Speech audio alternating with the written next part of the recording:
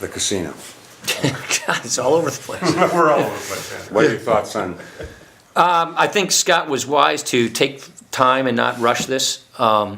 I would like to think they could have a win-win situation and make it to the benefit of everybody involved. And that would be my preference. I mean, Scott knows this. I've talked to him about it. So what form does that take? Does that mean a casino in Kenosha? Yeah, that's what I'm saying. Is have the Potawatomi. I don't know how you do this, but it'd be great to see them come up with a system where no one loses and everyone gains, and we net create jobs.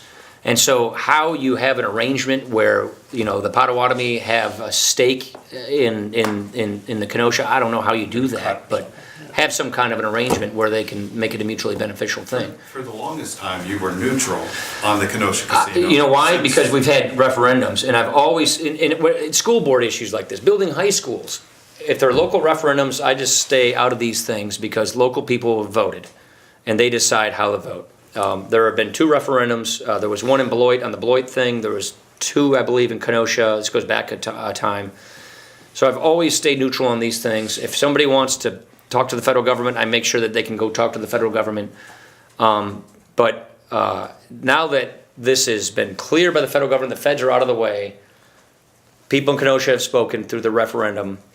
Scott ought to try and make it a win-win, is the way I see it. So is that what changed your mind? The fact that the community supported it? Is that primarily it? Or Yeah. Okay. Yeah. They voted for it. It's not. I don't live in Kenosha. I live in Janesville.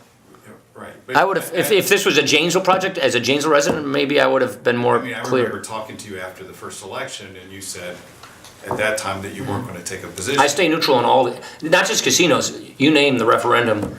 If it's a local plebiscite, I stay neutral on. I just feel like I don't want to get drawn into all these various fights because I just believe in federalism and local control and local government, and I just don't like the idea of a federal official weighing in on all these local disputes. So I just stay out of these local disputes because I think it just sort of violates my federalism sensibilities. So what's your sense? But if Marty's asking me, how this ought to go down as a non-federal person, because the federal government's out of this now, make it a win-win if you can. So what's your sense? Do you think Walker will? I just don't know I really honestly don't know the answer to your question. Talk to him about it. Yeah, I just told him what I thought. He's like, hey, it'd be great if you could make this a win-win.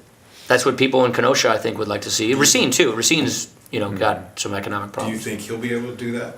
I don't know. Honestly, Dan, you know a hell of a lot more about this stuff than I do. I mean, really, I don't. I'm busy doing this I've stuff. been elected to nothing. And the odds of that remaining. Yeah, that's right. No, I really don't know. I mean, I just don't know. I mean, we had, one chat about it, and I just told him, it'd be great if you could get everybody to work together on this thing.